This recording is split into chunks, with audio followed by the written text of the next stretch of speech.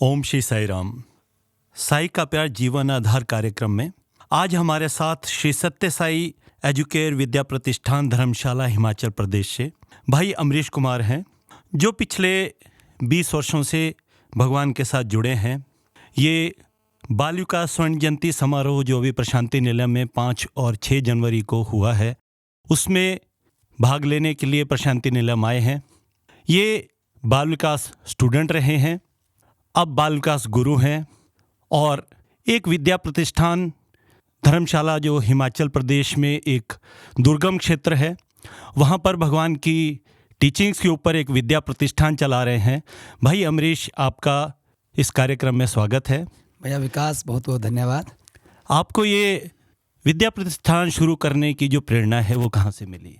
साई का प्यार जीवन आधार, यही मुझे लगता है इस श्री सत्य साई एजुकेयर विद्या प्रतिष्ठान की नींव है। जी बिल्कुल। भगवान का प्यार ही था जिसने एक क्रियान्वित रूप लेकर के ये आगे बढ़ा। बात वर्ष 2010 की है, जब हम श्री सत्य साई सेवा संगठन के द्वारा लगाए जा रहे आइज ऑपरेशन कैंप के लिए हिमाचल प्रदेश के धर्मशाला के पास स्लेट गोदाम एक गांव है, वहाँ पे गए थे। तो फरवरी के महीने में मैंने देखा कि कुछ बच्चे वहाँ पर चढ़ाई चढ़ रहे हैं और उनको खूब पसीने से लथपथ हैं। तो मैंने उनको पूछा कि आप इतनी सर्दियों में, जहाँ पे मैंने स्वेटर यूज़ कर रहा हूँ, आपको पसीना निकल रहा है। जी बिल्कुल। तो आप कहाँ है आपका विद्यालय जो आप इतनी थकान में मुझे लग रहे हैं? तो उन बच्चों ने बड़ी मासूमियत से उस पर चढ़ाई को चढ़ते चढ़ते उत्तर दिया कि हम अपने स्कूल से आ रहे हैं और हमारा स्कूल जो है व्योल के पास है और वहाँ के लिए लगभग एक तरफ का भी हमें 1 से 1.5 घंटे का टाइम जो है सुबह, और उतना ही समय हमारा शाम को जो है वो लगता है। तो जब मैंने ये चीज़ सुनी तो मैंने अपने युवा साथियों को फ़ोन किया और मैंने उनसे बात की कि हम लोग यहाँ पर बूढ़े लोगों को रोशनी लाने के लिए कैंप लगा रहे हैं, परंतु इस गांव में तो जो बच्चे हैं, जो भारत का भविष्य हैं, जो हमारे नन्हे मुन्ने फूल हैं, वही अंधेरे में हैं, क्योंकि वहाँ पर कोई भी स्कूल 65 वर्ष आज़ादी के बीत जाने के बाद भी कोई भी सरकारी विद्यालय नहीं था जहाँ पे वो शिक्षा ग्रहण कर पाते। तो वहाँ से एक विचार, स्वामी का जो प्यार था वो एक आधार बन करके निकला और वहाँ के लोगों को हमने ये बोला कि आपके बच्चों को इस वर्ष से कक्षा 6ठी, 7वीं और 8वीं हम पूर्णतः निःशुल्क रूप से आपके ही गांव में पढ़ाएंगे, चाहे हमें पेड़ों के नीचे गुरुकुल की तरह शिक्षा क्यों ना देनी पड़ जाए। यहाँ से आपको विद्यालय शुरू करने की प्रेरणा? जी बिल्कुल बिल्कुल। और इसमें एक बहुत सुंदर दृष्टांत भगवान ने दिया कि जब ये बात करके हम नीचे उतरे तो थोड़ी भूख सता रही थी, तो हम दोनों ने खाना खाने का, थोड़ा सा हल्का सा स्नैक्स खाने का विचार बनाया। और स्नैक्स खाते समय मुझे लगा मेरे मित्र के पास पैसे होंगे, उसे लगा मेरे पास पैसे होंगे, और व्यथा ये थी कि दोनों के ही पास पैसे नहीं थे। और फिर हमने उस दुकानदार से हाथ जोड़े और हमने कहा कि हम 2-3 दिनों में यहाँ फिर आएंगे और आपके पैसे उधार रहे, हम आपको पैसे दे देंगे। ये बात जो है हमारे हिमाचल में गांव में लोग शाम को एक चौपाल होती है, ट्याला होता है, वहाँ बैठ करके अपने दिन की पूरी घटनाओं को एक दूसरे से चर्चा करते हैं, वार्तालाप करते हैं। तो बड़ी हंसी का विषय बन गया जब जिस व्यक्ति को हमने कहा था कि यहाँ पे विद्यालय खोलेंगे निःशुल्क रूप में, वो व्यक्ति जब नीचे दुकान में आकर के चर्चा करने लगा, उसने कहा आज बड़ी अच्छी घटना हुई है कि कोई सत्य साई यूथ आए थे और उन्होंने कहा कि हम यहाँ पे एक निःशुल्क विद्यालय खोलेंगे। और दूसरा व्यक्ति जो सुन रहा था उसने कहा कौन से लड़के थे, कहीं वो बाइक में सवार होकर के तो नहीं आए थे? हाँ, उसने कहा हाँ वही लड़के थे। तो उसने कहा अरे वो कहाँ स्कूल खोल पाएंगे जिन्होंने यहाँ पर मेरे पास खाना भी उधार में खाया है। तो इतनी सी बात सुन करके बिल्कुल उन सभी लोगों ने उसको उस चौपाल में हंसी की बात समझ करके टाल दिया, छोड़ दिया। परंतु हम प्रयास करते रहे, भगवान सत्य साई बाबा की शिक्षाओं को सामने रखते हुए हम एक ही ध्येय के साथ बढ़े, क्योंकि स्वामी ने कहा कि शिक्षा सबका अधिकार है और ये सबको निःशुल्क मिलनी चाहिए। तो हम लोग उसी दिशा में कार्य करते रहे, भगवान सत्य साई बाबा की शिक्षाओं को सामने रखते हुए। और चलते चलते हमने जितने भी लोगों से संपर्क किया कि हमें अपना घर आप हमें किराए के ऊपर दे दीजिए जिसमें हम आपके लिए बच्चों के लिए स्कूल चला पाएँ। तो सभी लोगों ने काफ़ी खूब पैसों की मांग की जो हमारे पास, मैंने आपको कहा, नहीं थे। तो करते करते हम एक वृद्ध दंपत्ति के घर में, वहाँ पे एक खलुई नाम का गांव है, वहाँ पहुँचे। तो शाम का समय था, मुझे अभी भी वो दृश्य याद है। वो बुजुर्ग दंपत्ति वहाँ पे बैठे हैं और मैंने उन माताजी से कहा कि आपके घर को देखने के लिए आए हैं, आपके बेटे ने बात की थी। तो उन्होंने कहा हाँ, ये घर है सामने, देख लीजिए। आप हैरान होंगे किस तरीके का विश्वास होगा कि वो खुद घर के अंदर नहीं गए और मुझे अकेले को ही भेज दिया। मैंने पूरा घर देखा, मुझे बड़ा ही सुंदर घर लगा। वो 4 कमरे थे उसके, पहाड़ों का घर, स्लेटों से बना हुआ। तो मैं जैसे ही बाहर आया, मुझे उसके अंदर जाते समय ही भगवान की एक अंतःकरण से एक आनंद की धारा प्रवाहित हुई। लगा कि हाँ, यही है। तो मैं जैसे बाहर आया जल्दी से, तो मैंने उनको कहा ठीक है, सब ठीक है, आप मुझे ये बताइए आप कितने रुपए इसका किराया लेंगे। तो जो वृद्ध बुजुर्ग थे, उन्होंने कितना ही सुंदर शब्द प्रयोग किए। हालांकि वो भगवान सत्य साईं बाबा के विषय में नहीं जानते थे, ना सुना था। उन्होंने मुझे कहा कि आप खुद कह रहे हैं कि ये सत्य साई भगवान है। अगर ये भगवान है और हमारे घर में खुद आना चाहते हैं, तो हम भगवान के ही दिए घर में भगवान को ही आने के लिए क्या किराया लेंगे? वाह, क्या बात। तो उन्होंने कहा कि हम अपना घर, आप इस गांव के बच्चों को बिल्कुल निःशुल्क रूप से शिक्षा दो, हम ये अपना घर आपको पूर्णतः निःशुल्क रूप से देंगे। कोई भी किसी भी प्रकार का हम आपसे किराया नहीं लेंगे। किस सन में आपने ये स्कूल शुरू किया? भैया विकास, ये 2010 की बात है। 2010 में हमने कक्षा 6ठी, 7वीं और 8वीं से ये विद्यालय शुरू किया। और जब ये विद्यालय आगे बढ़ा तो हमें ये लगा कि इतने अच्छे बच्चे, जो एक श्री सत्य साई बाल विकास का ही बड़ा रूप होकर के वो विद्यालय चल रहा था। कुल 33 विद्यार्थियों ने, इसके बीच में एक और बहुत सुंदर दृष्टांत है। जब हम लोगों ने उसकी रजिस्ट्रेशन के लिए घर घर में गए तो हमारे पास लगभग 75 बच्चों ने रजिस्ट्रेशन करवाई। परंतु गांव के लोगों को ये लगा कि ये तो 25-30 साल के युवा लोग ये हमारे बच्चों को निःशुल्क शिक्षा देने की बात बोल रहे हैं, जबकि इनके पास पैसे भी नहीं हैं। तो कहीं ये हमारे बच्चों को बेच तो नहीं देंगे, उनके कहीं अंग तो नहीं बेच देंगे। तो उन लोगों ने पीछे हटना शुरू कर दिया और करते करते करते सिर्फ 33 बच्चे हमारे उस विद्यालय में पहले साल में दाखिल हुए, जिसमें से 12 बेटियां थीं और 21 जो थे वो हमारे बेटे थे। और इस तरीके से वो विद्यालय जो था वो श्री सत्य साई बाल विकास के एक बड़े रूप के उसमें माध्यम से बना।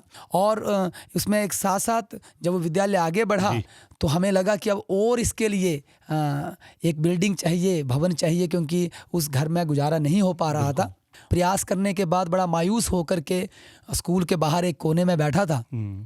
तो वहाँ पे फिर से वो बुजुर्ग माता जी मेरे पास आई। उन्होंने कहा क्यों इतना दुखी क्यों है, क्या बात है?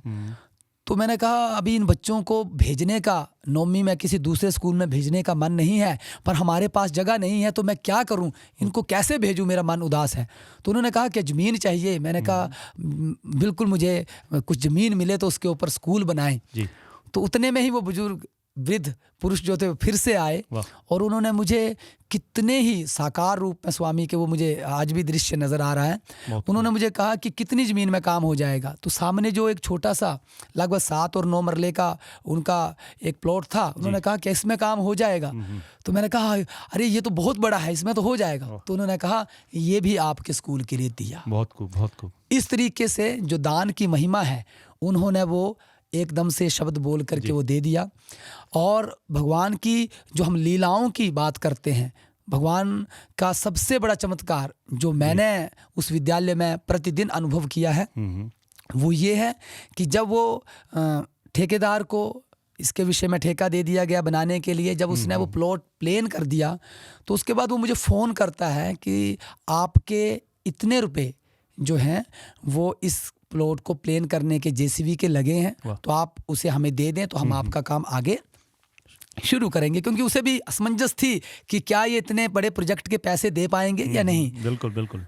तो मैं उनका फ़ोन जहाँ सुना, वहाँ मैंने बाइक अपनी रोक करके फ़ोन सुना, तो मैंने देखा कि जो मेरी बाईं ओर घर है, वो बड़े दिनों से मुझे फ़ोन कर रहे थे कि हमारे घर आना, कुछ काम है, कुछ काम है।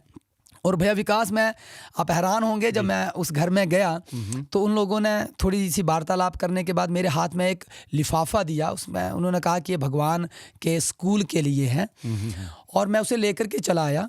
मैं कुछ समय के बाद भूल भी गया कि वो मेरी जेब में है, और इतने में ही मुझे वो ठेकेदार मिलता है और वो अपने पैसे मांगता है कि मेरे वो पैसे आप दे देते तो सही होता।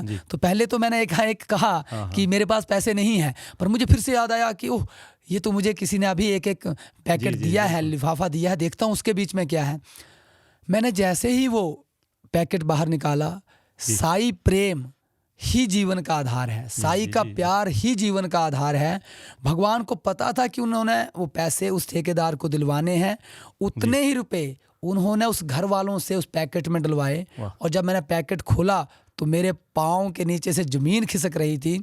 जितने रुपए वो सामने वाला मांग रहा था, उतने ही रुपए उस लिफाफे के बीच में थे। क्या बात, बहुत। तो ये साई का प्यार ही तो है जो हम सबको अपने जीवन में अनुभव करना है। आगे बढ़े तो जब उसके नीम के पत्थर की बात आई तो सभी लोग बैठे थे, सब ने परिचर्चा की कि कितने रुपए जो हैं वो आपके इस प्रोजेक्ट में लगेंगे। तो मैंने कहा, इंजीनियर ने कहा है कि लगभग 40 लाख रुपया इस बिल्डिंग को बनने में लगेगा।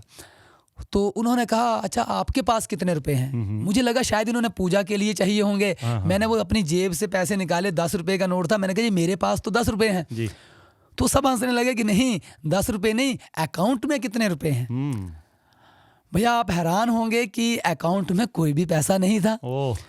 और सभी को लगा कि अमरीश ये तो आप हंसी का पात्र बना रहे हो कि आप बोल रहे हैं एक बिल्डिंग का नीम का पत्थर रखना है, 40 लाख रुपया लगना है, और जेब में और अकाउंट में कुछ भी नहीं है।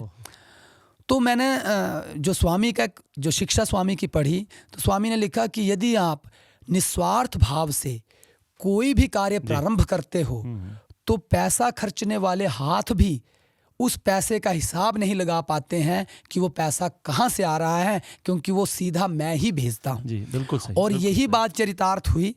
उस बात के होने के ठीक 9 महीने के बाद 22 नवंबर को लगभग 38 लाख रुपए के लागत से वो भवन बन के तैयार हुआ। और 22 नवंबर को भगवान श्री सत्य साई बाबा को 22 नवंबर 2011 को भगवान श्री सत्य साई बाबा के चरणों में वो भवन जो है वो अर्पित कर दिया गया। बहुत खूब।